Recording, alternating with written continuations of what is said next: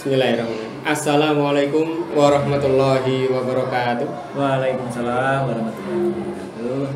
Salam hangat dan selamat datang di acara diskusi dan wawancara.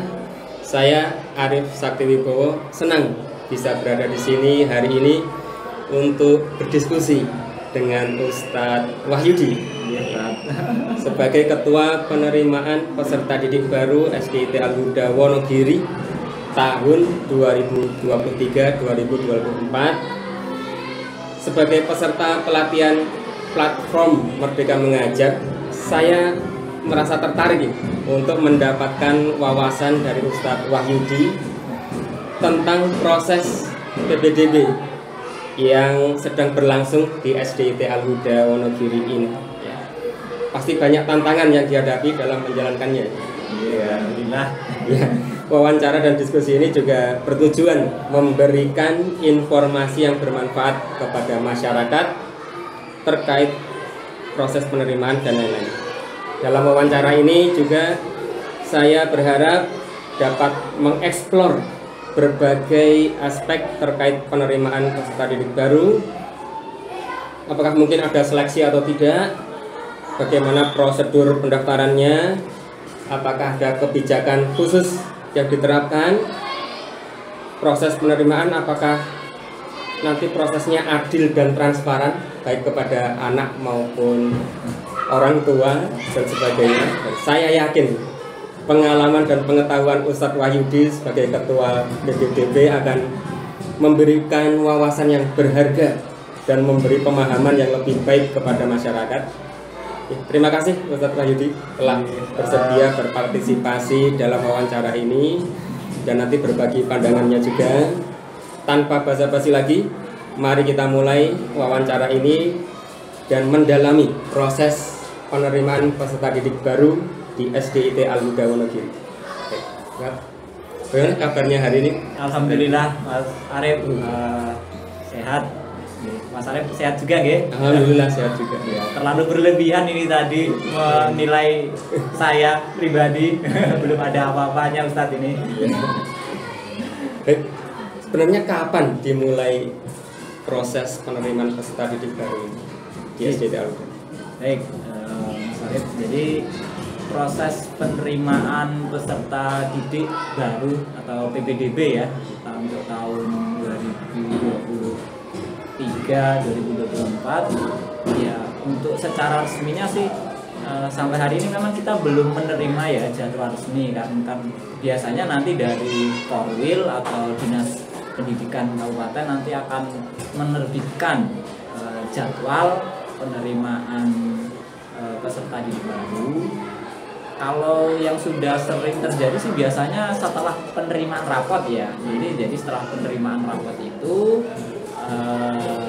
nanti secara berurutan, biasanya nanti hari pertama untuk sekolah negeri, kemudian nanti hari kedua atau ketiganya baru dimulai untuk yang sekolah swasta. Nanti ya kita masih menunggu jadi jadwal resmi, tetapi kami juga memberi kesempatan kepada misalkan orang tua yang mungkin takut jika nanti terlambat ketinggalan informasi karena proses penerimaan peserta didik sudah dibuka dan mereka terlambat menerima informasi, akhirnya kuota penuh. Nah ini kadang ada yang sudah menitipkan data terlebih dahulu.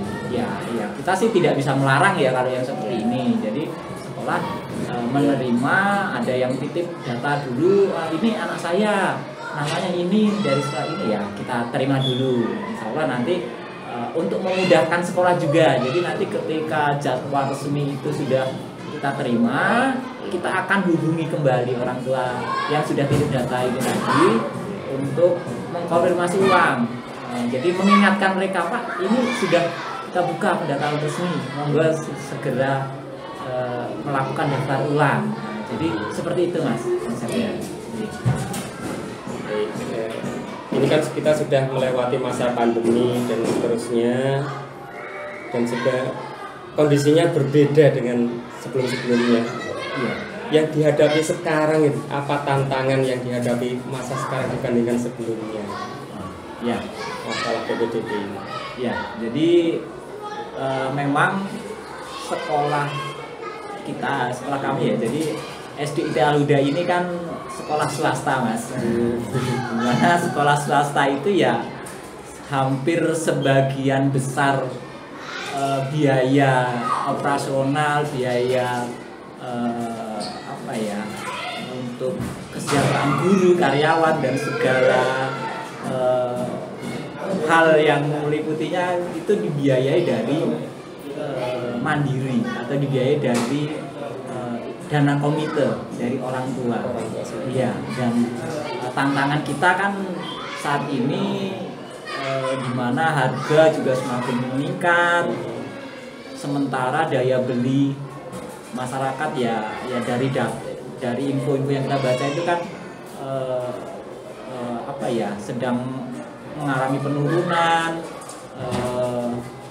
kemudian kondisi ekonomi juga yang kalau kita baca juga katanya sedang lesu dan sebagainya. Ini juga membuat sekolah ya kadang ada semacam kekhawatiran. Ini orang tua nanti dengan biaya yang segini masih berminat tidak ya ke SDIT. Nah ini kadang ya tantangan kita ya, khususnya untuk sekolah swasta saat ini ya, terlepas dari pandemi kemarin ya. Jadi setelah kemarin memang ada pandemi yang dimana menuntut sekolah kita harus lebih dari sekolah yang lain, karena kan kalau kemarin kita juga seperti yang sekolah yang biasa ya hanya mengandalkan pertemuan jarak jauh semata, tidak ada variasi kegiatan yang lain, kan juga anggapan masyarakat tentu kan ya sama saja ya, nggak menarik, tidak ada kelebihannya. Sementara kan kita ada biaya lebih yang kita bebankan ke orang tua yang kaya.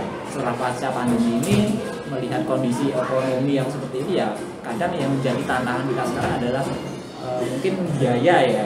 Tapi kami sebetulnya dari sekolah ya ketika ketemu orang tua juga sering ya tanya ya, apakah dengan biaya yang ada saat ini itu sudah puas atau belum?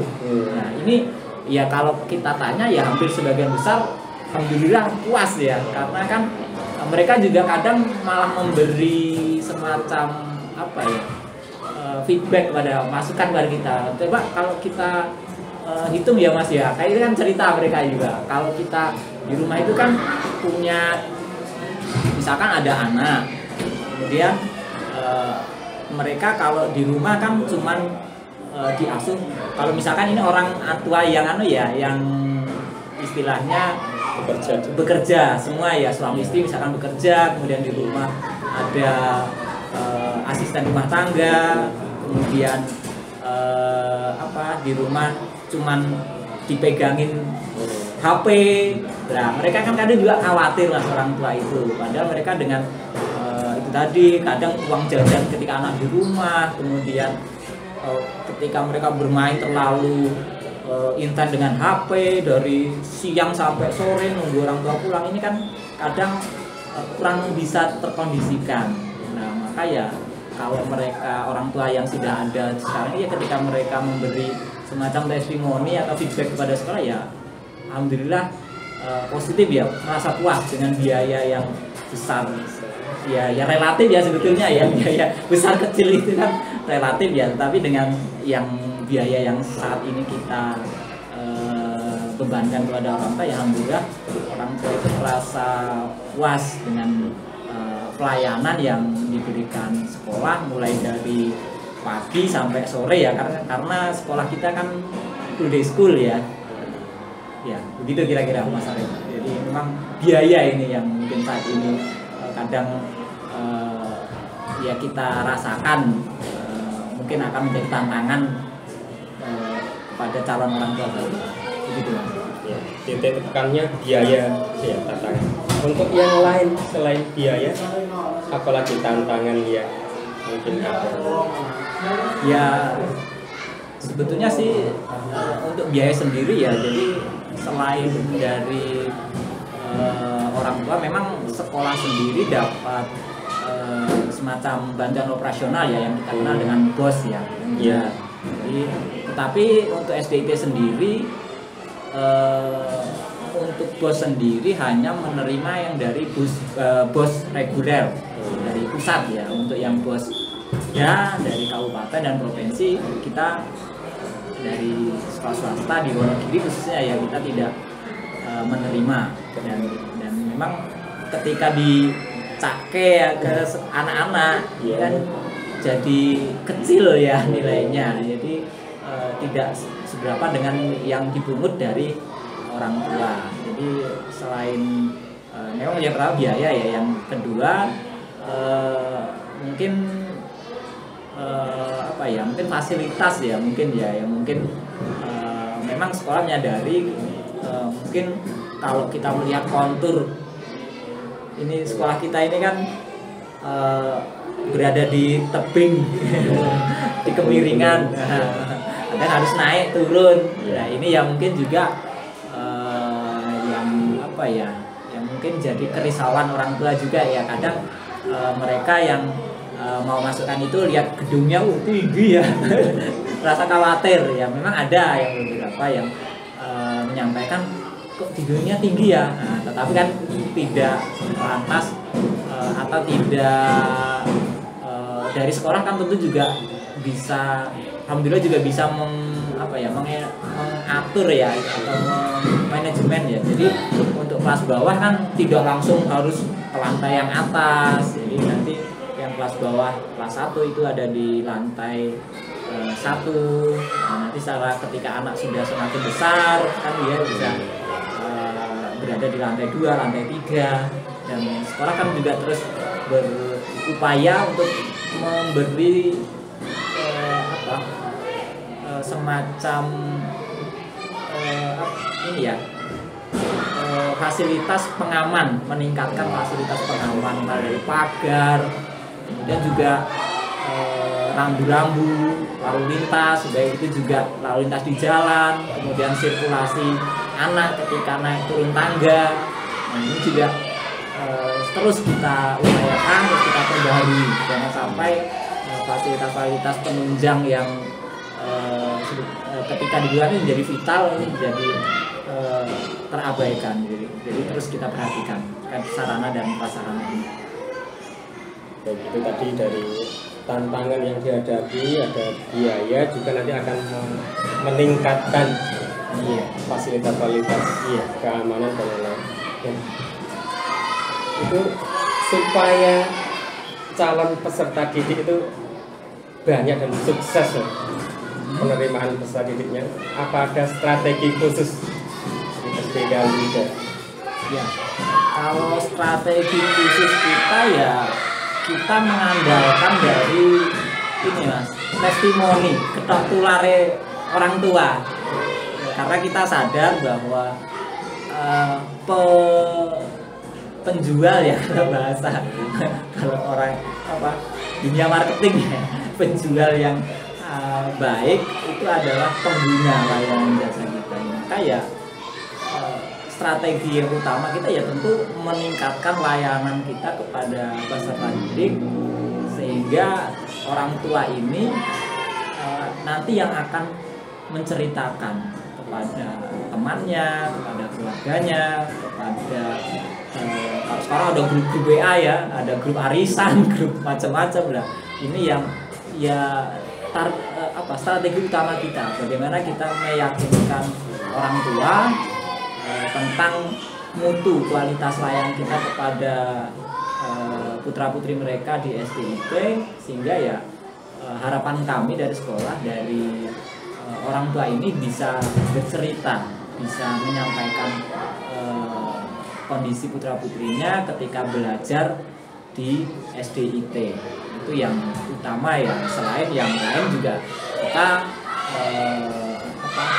mencoba membuat berbagai macam media publikasi sekolah ya, dari website, kemudian ada media sosial, ada Facebook, ada Instagram, ada YouTube dan sebagainya. Jadi ada TikTok ya yang lagi sekarang. sekarang. Jadi kita juga berusaha menampilkan keunggulan-keunggulan sekolah, proses kegiatan belajar di sekolah ini melalui media-media tersebut. Begitu, Ustaz. Kemudian untuk ini, maksudnya untuk penerimaan peserta didik barunya ini, ketika nanti ada orang tua tertarik dengan SDT Al-Huda dan dia ingin menyekolahkan putranya, nanti proses atau langkah tahapan caranya bagaimana? Tahapan ini ya orang tua dalam mengikuti proses TBDB ya di sekolah ya. Jadi seperti yang disampaikan di awal tadi, kita kan masih menunggu ya jadwal resmi PBDB dari dinas. Nah, nanti ketika jadwal resmi itu sudah ditetapkan, misalkan nanti sekolah swasta silakan daftar pendaftaran dibuka tanggal sekian sampai sekian. Nah, nanti kita akan sampaikan itu ke berbagai media publikasi sekolah. Tadi kan ada website, ada Facebook, ada IG dan sebagainya itu ya. Nanti kita akan buat pengumuman resmi di sana bahwa sekolah sudah menerima proses pendaftaran peserta didik baru.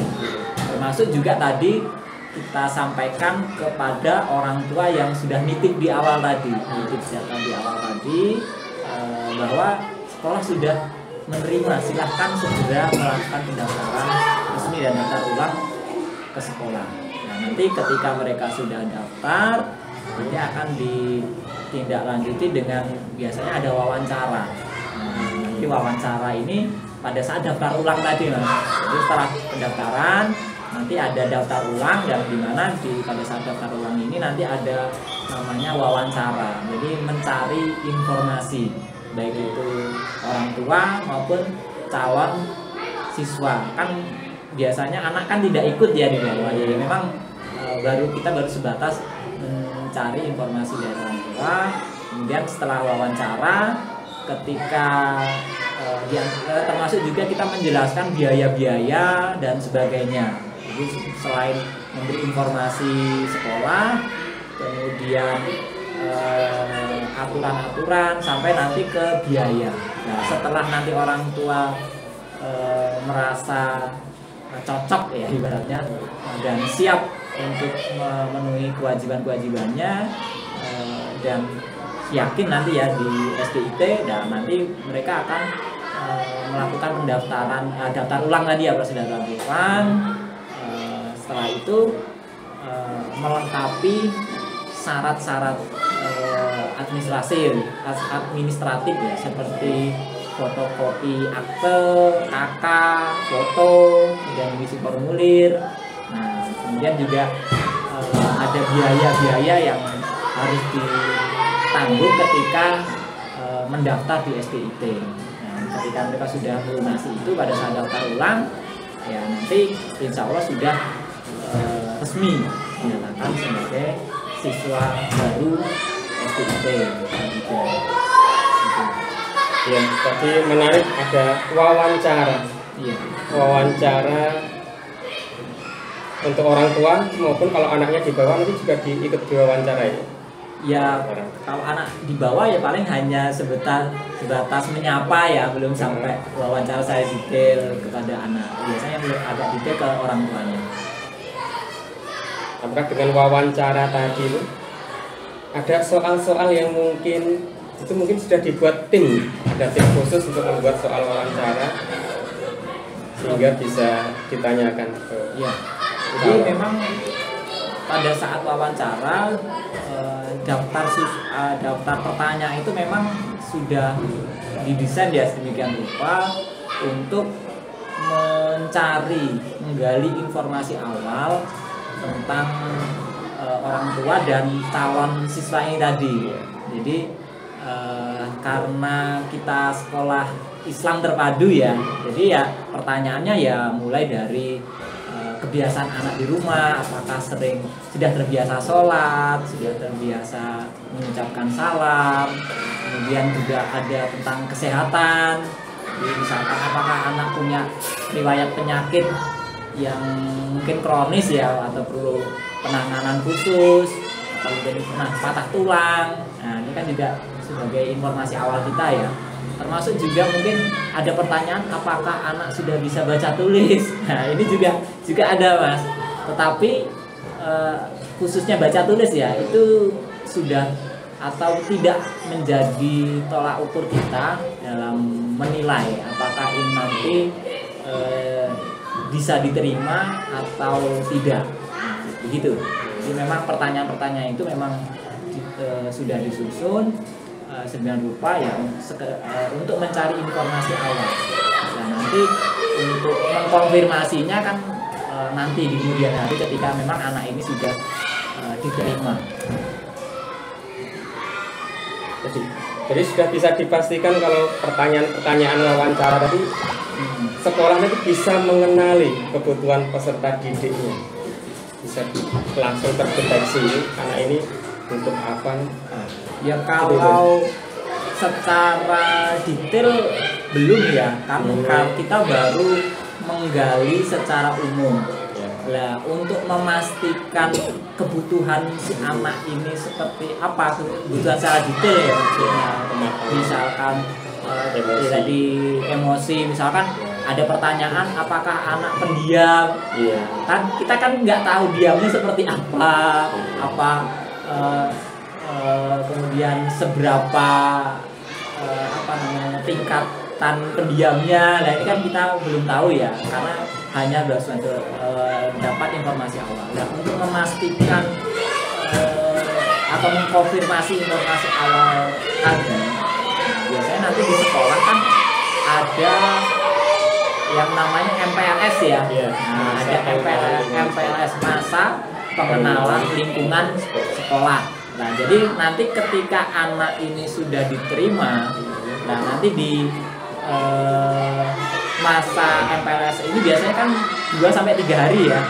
Nah, nanti di sanalah para pembimbing atau guru yang melaksanakan mendampingi peserta didik baru tadi akan mengkonfirmasi informasi awal tadi.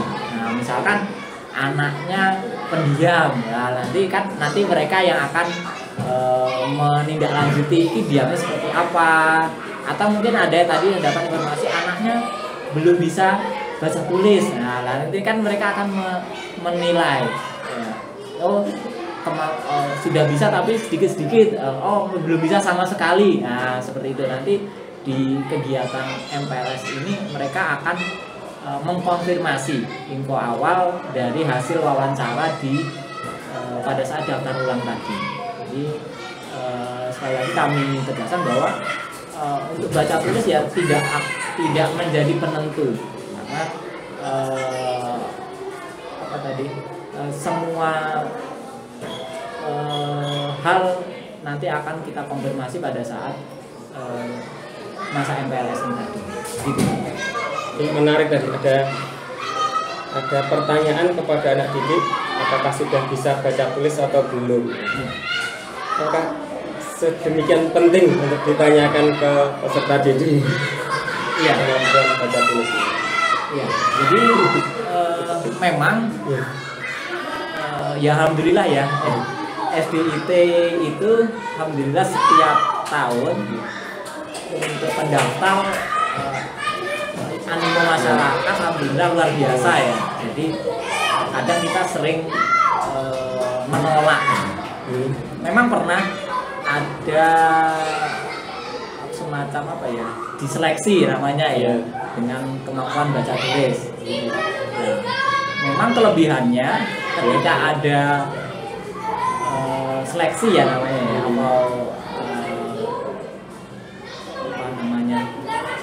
mengetahui tadi ya, dengan cara mengetahui kemampuan baca tulisnya.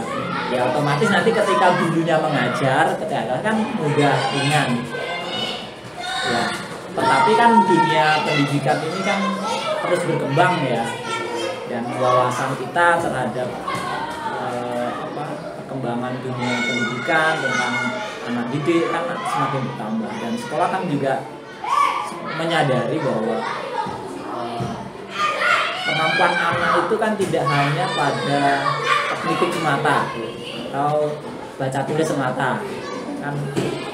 Anak itu punya berbagai macam potensi, tidak hanya baca tulis, tidak hanya kognitif semata, ada kemampuan literasi yang lain, ada kemampuan numerasi, ada kemampuan bercerita, kemampuan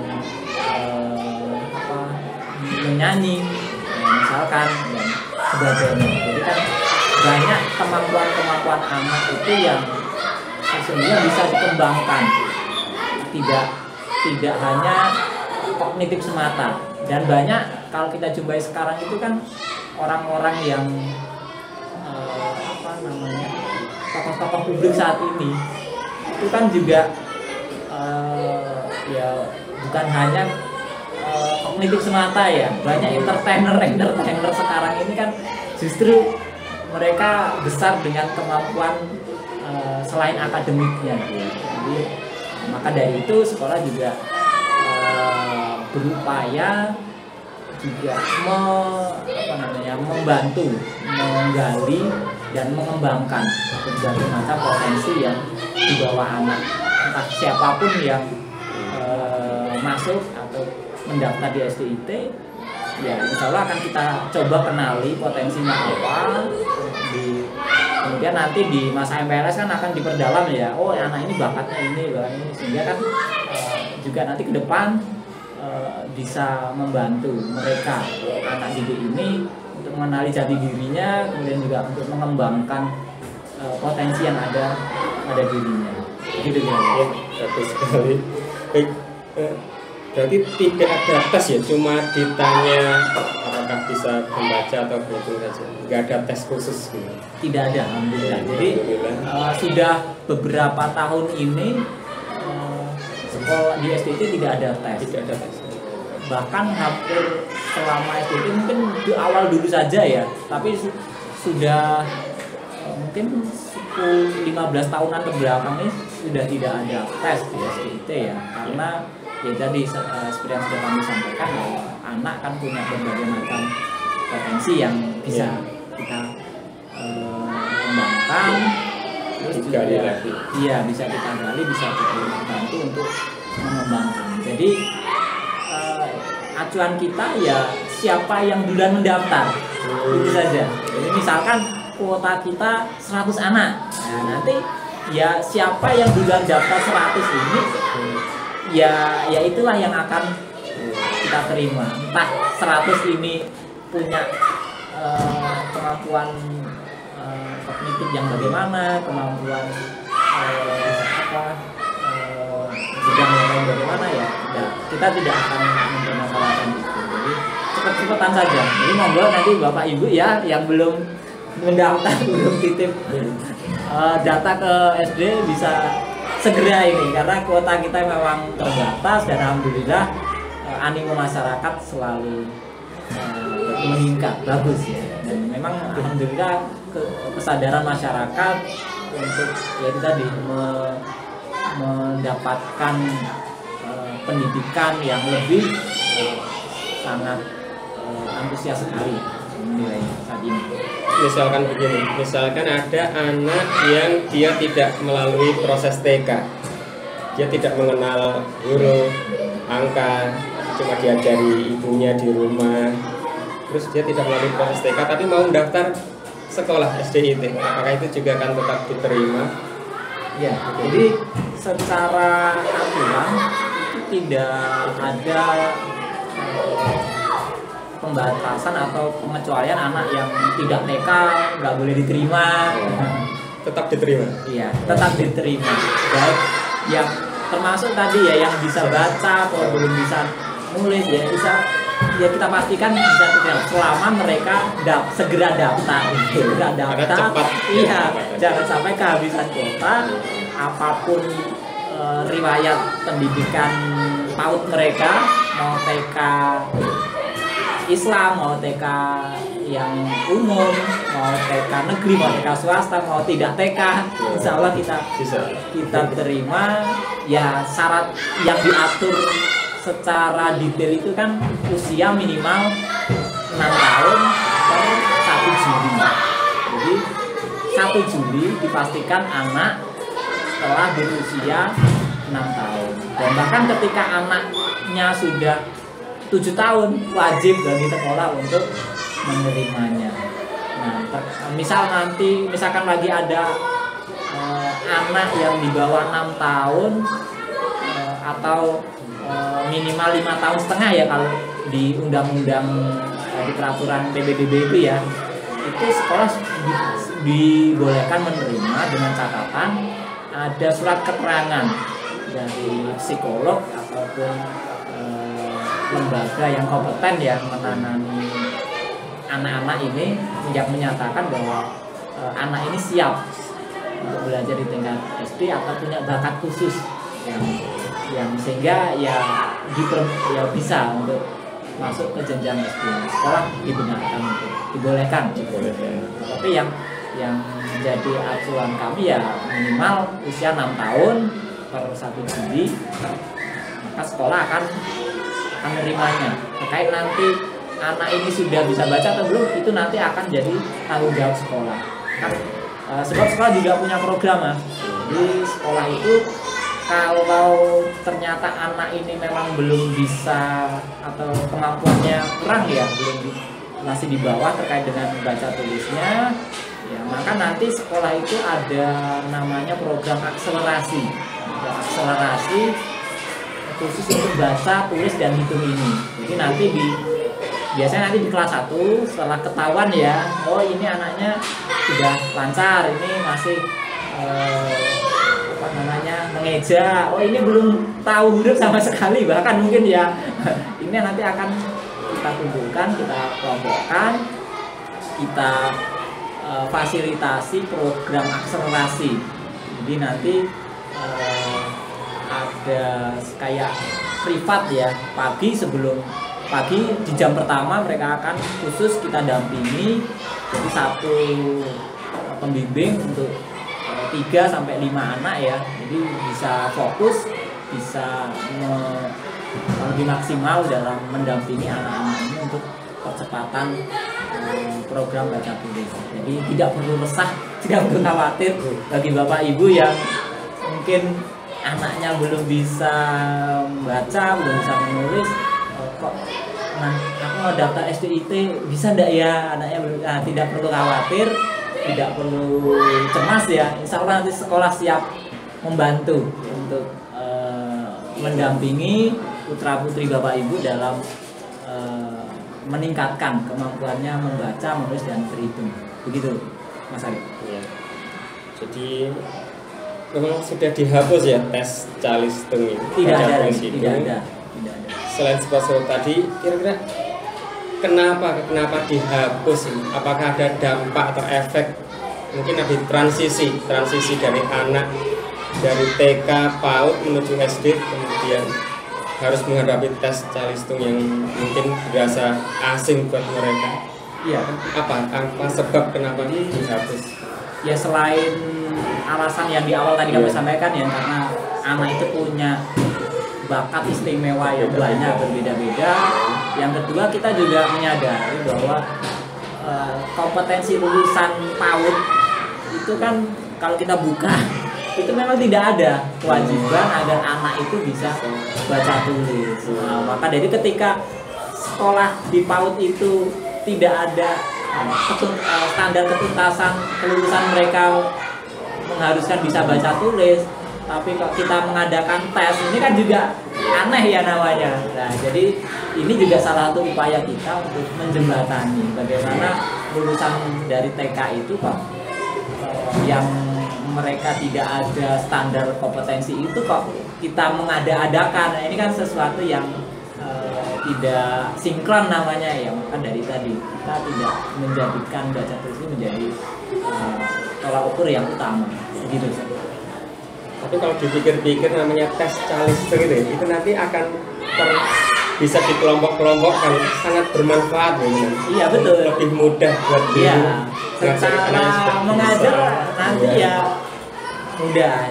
Jadi nanti anak tidak repot kalau tidak ada tes calistung. Iya, namanya sudah jadi tanggung jawab guru. Kalau gurunya hanya mengajar yang anak-anak punya bakat kemampuan istimewa ya namanya kurang menantang mungkin ya mungkin ya dan sudah jadi tugas guru juga kan kalau tidak membeda-bedakan anak, dan tugas mereka pula untuk mengembangkan semua potensi kemampuan anak. Jadi tidak hanya kemampuan kognitif yang dikedepankan, ya tanggung jawab guru juga untuk menggali berbagai macam kompetensi, berbagai macam kemampuan dalam diri anak, begitu kan? Jika memang sudah dihapus tes Kalister baca tulis dan hitung, kira-kira apa alternatif pengganti supaya nanti para tim guru, staf lebih mudah lagi untuk membawa seorang calon peserta didik itu transisi proses perpindahan dari TK atau PAUD ke SD? Ada alternatif apa saja? Jadi tadi sedikit cuplikan ya bahwa di sekolah ada program akselerasi tadi ya, ada program akselerasi. Jadi anak-anak yang belum bisa baca tulis itu nanti akan ada pendampingan khusus bagi mereka di kelas 1 di semester awal. Ya harapannya nanti semester 1 sebelum ulangan semester 1 itu anak-anak sudah bisa baca semua, karena kan di SD itu sudah ada namanya tes itu Mas ya. Ada tes yang mengharuskan mereka bisa membaca ya. Nah ini meskipun juga nanti ada tidak lantas ketika tes ini dilepas sama sekali ya, tetap ada tim yang akan mendampingi, membantu ketika mereka memang betul-betul belum bisa membaca. Tetapi harapan kita dengan adanya pendampingan akselerasi baca tulis di kelas 1 tadi bisa menjawab transisi tadi ya, dimana sekolah TK itu belum mewajibkan atau belum ada kompetensi bisa baca tulis. Nah ini sebagai solusi kita. Selain itu juga kita di sekolah kan ada budaya ya, budaya tolong menolong. Misal di kelas-kelas itu kan biasanya guru-guru satu saja itu kan menanamkan kebiasaan gotong royong, tolong menolong. Ya, salah satu kebiasaan yang nanti mungkin bisa ditanamkan kepada anak kelas 1 itu kan biasanya saling membantu. Misalkan anak yang belum bisa nanti dibantu temannya yang sudah bisa membaca, menulis. Misalkan pada saat menulis menyalin dari papan tulis, anak yang sudah bisa nanti membantu mengejakan, melafalkan tulisan pada anak yang kemampuannya belum baik tadi bisa tinggal menulis. Nah jadi bisa nanti ada semacam guru sebaya. Jadi anak-anak nanti iya tutor sebaya atau guru sebaya itu. Nah, jadi teman saling membantu dari anak-anak ini yang karakter budaya gotong royong yang ditanamkan kepada salah satu bentuk penanaman karakter budaya di anak-anak kelas 1. Baik. Luar biasa sekali Ustadz Wahyudi di kondisi di SD. Iya, matur. Baik, terima kasih. Semoga sama-sama Ustaz. Dengan akhir wawancara ini, amin. Kami Arif Sakti Wibowo ingin menyampaikan apresiasi yang setinggi-tingginya kepada Ustadz Wahyudi yang telah memberikan perspektif sudut pandang yang sangat berharga dalam membahas topik ini. Semoga penerimaan peserta didik di SD Alida Wonogiri ini berlangsung lancar, amin, sukses, amin, memenuhi kuota yang ada, amin. Terima kasih atas kontribusinya dalam menyediakan informasi yang bermanfaat ini. Baik, wassalamualaikum warahmatullahi wabarakatuh. Waalaikumsalam warahmatullahi wabarakatuh.